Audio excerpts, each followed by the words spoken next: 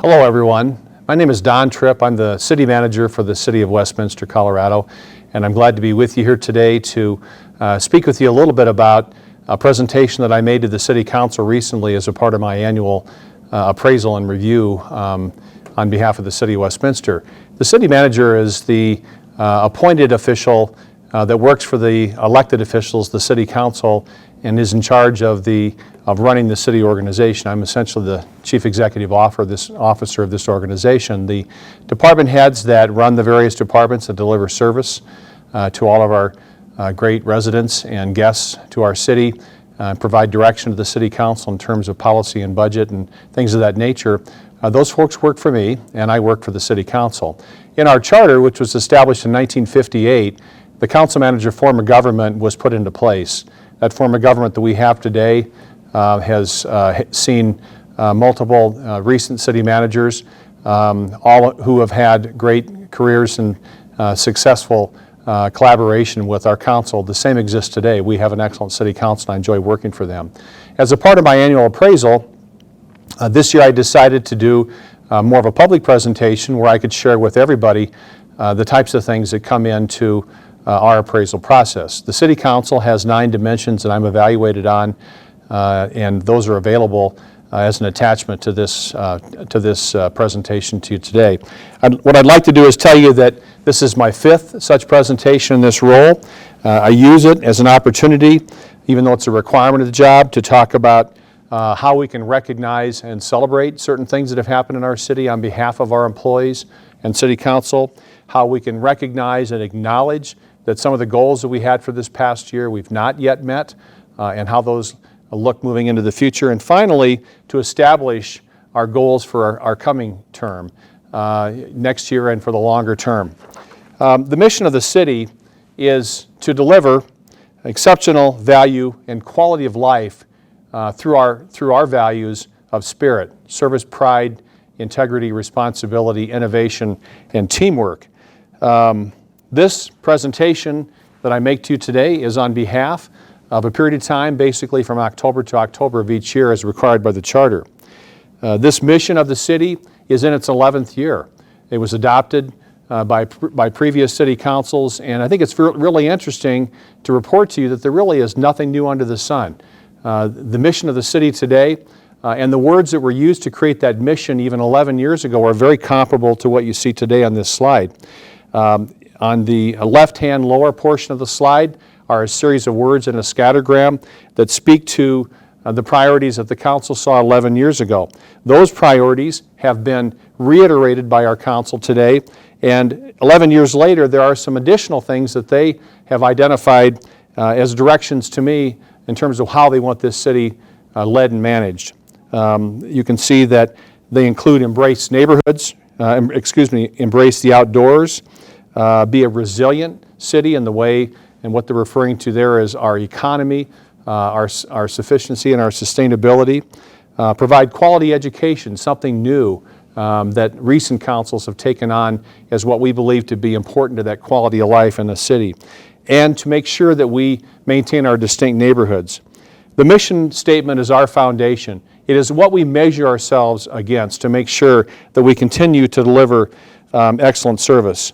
I believe today that we are fulfilling this mission, but I do think there are ways that we can improve moving into the future.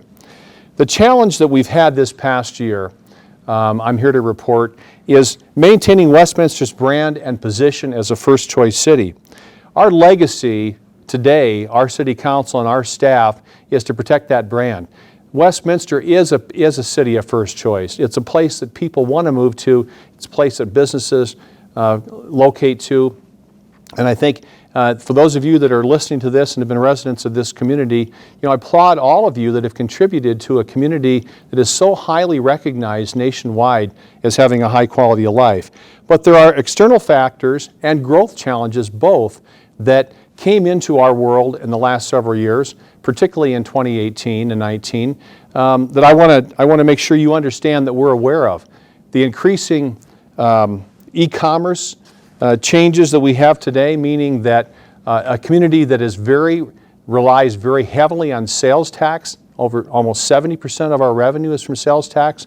We now have a challenge in that e-commerce is taking some of those funds away from cities, in that taxes in many cases are not paid on purchases that are made online. The economy in general is shifting. The way governments have been traditionally funded and the traditional revenue sources of taxes and mostly taxes and a small number of fees, I think is probably changing. People are concerned about high taxes, and as we know, they can be very regressive on people who have lower incomes. So I'm here to tell you today that looking at higher taxes is not the first option that we have, I believe, and I think we've got to look at technologies moving into the future as to how we capture revenues from the people who are actually using the services. Technology, the onset of the potential of automated vehicles, technologies in cybersecurity, how we utilize 3D technology, looking at problems that we've historically had in cities in the maintenance of infrastructure, and how do we pay for that infrastructure's maintenance, and is there information that we can have today through different sorts of technologies that allow us to think further down the road. And of course, national and local public policy is changing across our country and in our city. People are looking at local government in particular to play a larger role in their lives in the way of making sure that all kinds of issues in the community are dealt with at a local level, whether they be quality jobs, having enough housing, homelessness situations that occur in cities, even mental illness, where our police and fire departments are the first touch point for many people who are mentally ill in our city. The growth challenges, the population growth in neighboring cities and the population growth in our city both are concerns, but I think we are, through our urban center concept and trying to densify just in certain areas, we have a plan to deal with growth that comes to us, but growth that comes to the region also affects us. We have limited undeveloped land in our city. And how should that land be used moving forward? Should it be developed? You know, we're thinking about, your council's directing me to look at, is there a potential change in our future to even buy more open space to protect this land and to make sure we maintain our quality of life? Mixed community perspectives on growth. People understand there are people coming to the Front Range, but people are also very concerned about that impact on their lives. And I want to tell you that it's at the forefront of a challenge that we're taking on, and we understand that folks want to make sure that Westminster's maintained in the high quality way it is, with the feeling of openness that we have today. The availability of water is a concern. In the western U.S. in particular, there's not enough water for the kind of growth that wants to come our direction. And so how do we use that growth to be a more sustainable city?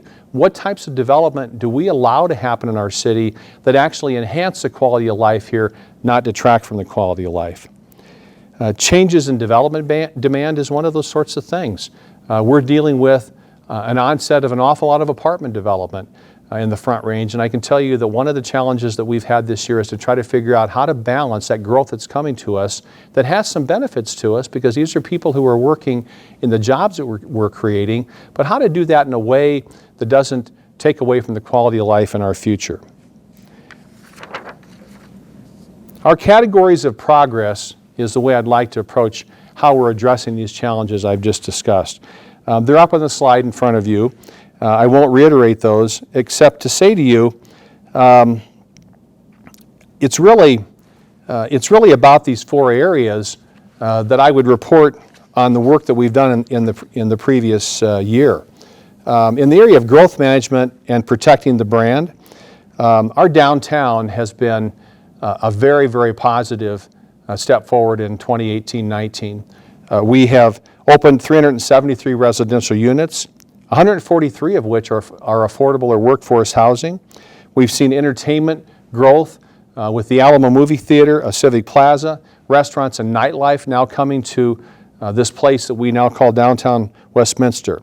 Our events in our city, and particularly in the downtown, have been extraordinarily popular. 37,000 people attending the Harvest Festival last year, and the Big Wonderful, an event that was only held previously in an urban area, Denver, came to our city. Some of you may not be aware that we now have funding for an underpass on Sheridan Boulevard, underneath Sheridan Boulevard between the RTD bus station and our downtown. That bodes well for our ability to attract jobs to that particular community. And of course, we're really proud of the unique tenants that we're bringing into our city. We recently announced the addition of Tattered Cover, having a suburban format bookstore in our city, and something that I know a lot of people are really, really excited about. Westminster Station continues to be very popular. Our use at Westminster Station is tripling the original projected ridership that we have. We've opened Westminster Station Park right at the train station down there, and we're really proud of that facility. If you haven't seen that, haven't utilized that, I would invite you to do so. And of course, we've had multiple events, not only throughout Westminster, but in the transit-oriented development area. We recently announced that the train station's parking garage would be wrapped with an apartment project that will have a brew pub in it, an exciting development for historic Westminster. While I'm talking about historic Westminster, I want to mention that we are in the process of working on plans in South Westminster for the framework of our community. We've attracted a pub to 73rd Avenue that will be opening in 2021. And we're working really, really hard to develop some real character and to recognize and honor the history of that area of our city.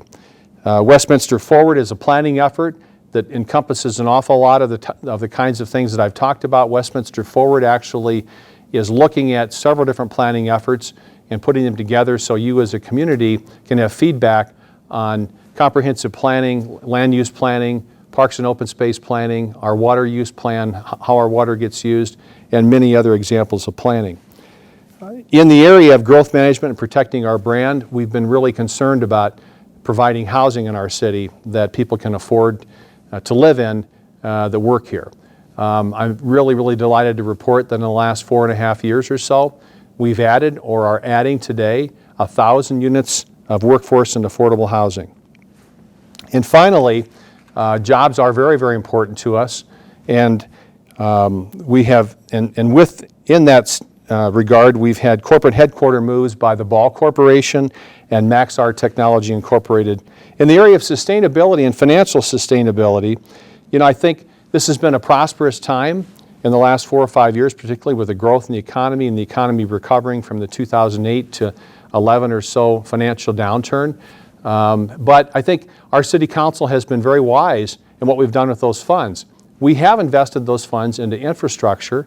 We have invested it into our workforce in providing the kinds of employees and sustaining the quality workforce that we have today to continue to deliver excellent service. But you should also know that we put a lot of money away. Including this year, over the last 5 years, general fund reserves have increased by $7.7 million, and the utility reserve and capital fund has increased by $9 million. These are both increases between 30% and 50% in those individual funds. Why is that important? Those are funds that are being put away for a rainy day that allow us to sustain a downturn in the economy and not have to cut services or increase fees more than we would to normally have to replace our infrastructure in our city. So today we've increased that number by about $17 million over the past 5 years, something you should be very proud of as a citizen. That kind of change to our reserve funds has allowed us to increase and improve our bond rating. The bond rating is what sets the interest rate for money when we borrow money to rebuild your infrastructure. And I can tell you that those increases in bond rating always improve our bottom line by millions of dollars. We had a sewer moratorium a year ago, and it caused us to step back and make sure that our sewers were ready to handle all this development. We went through a process to assess that, to find a way to improve the capacity of our sewers, and we had a plan for being in this moratorium, which means really that we slowed construction in a particular area of the city while we checked the sewer, and we were able to accomplish that inspection and open that development back up in that area within 8 months, although we had figured it would be 12.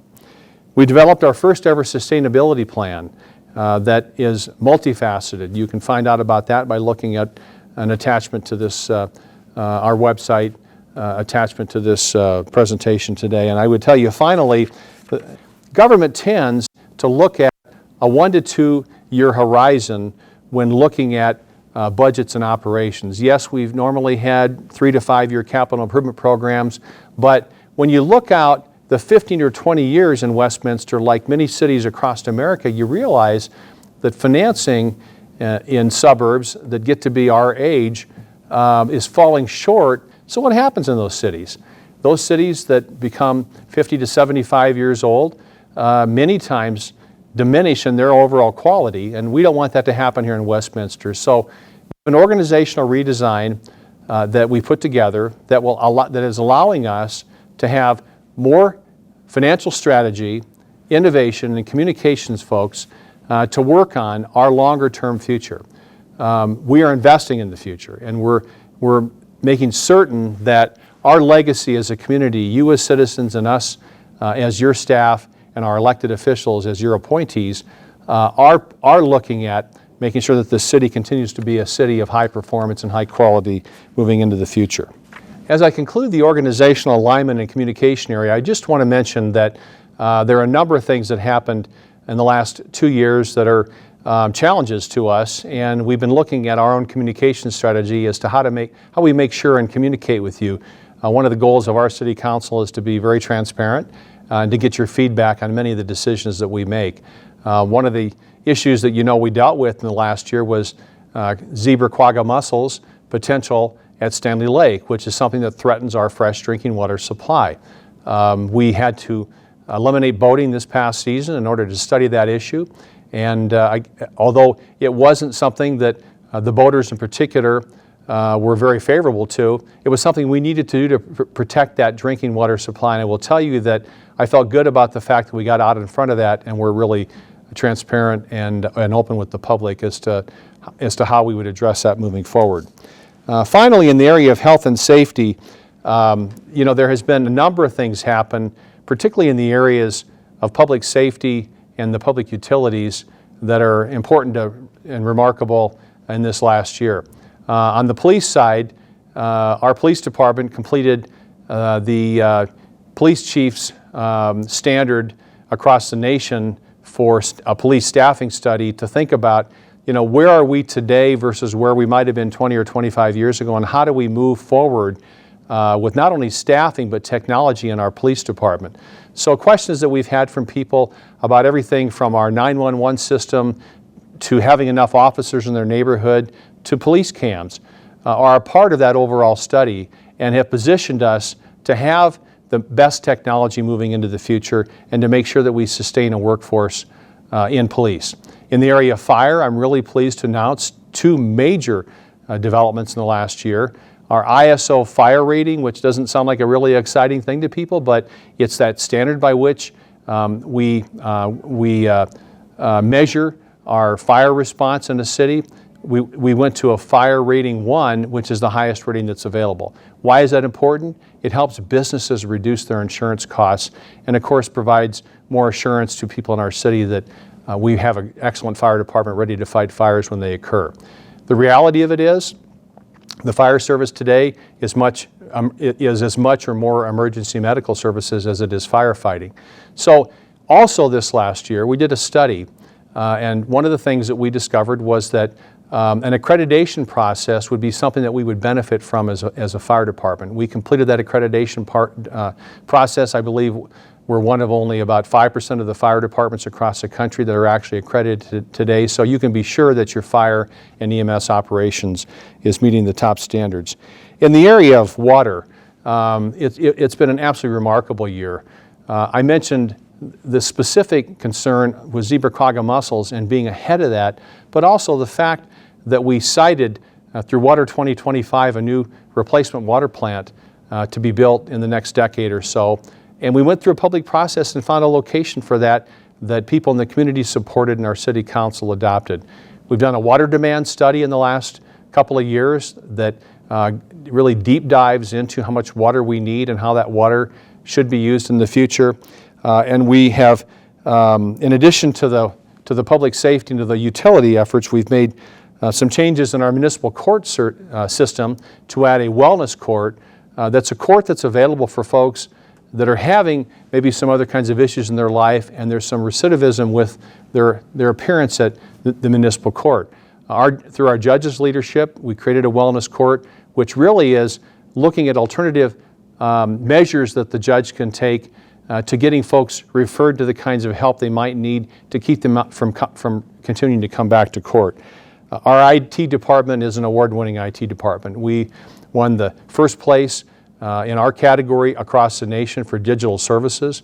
That's a remarkable achievement. But beyond that, in the area of cybersecurity, which is the greatest threat to our technology and to many of our operations that rely on that technology, we're known as a local government national leader and called upon by a whole number of organizations, including the FBI, to provide feedback to them. So as we move forward, I'll conclude just by saying to you that our 2020 goals, as we think about those, I think need to be framed in this way. Where do we invest in 2020 and beyond? Where do we put our dollars? Where do we put our heart, our values? What's a priority in our lives for us? What are the issues that local government really takes on to make sure and sustain that mission that we have? Where do we invest leadership? Where does our council and where do the executive leaders of our organization think about in terms of the many options that we have for the time that we have in trying to provide leadership in this city? Our people's knowledge in the field. What can we do to capture that knowledge, to train them, to think more innovatively and creatively, to not look at government like we maybe have always looked at it, but to look at it in a way that we may have to do things differently than we did in the past. So I think we're positioned to do that. I list our 2020 goals. I won't go through those and iterate them on this slide, but they're consistent with the things that I reported about that have happened this year. I invite you to comment on those, to give us your feedback as to whether you think we're on course. But I want you to understand that we're about trying to sustain our quality of life as a first position city, and we are concerned about issues such as enough availability of water and housing, quality jobs, supporting our school system, and doing all that in an era where there's a lot of growth coming our way and not allowing that growth to swallow us in a way that we lose our quality of life. People love this city. They love the views, they love the clean air and clean water, and they love to be able to rely on quality local services. We hope to continue to deliver that, and I thank you so much for your time today.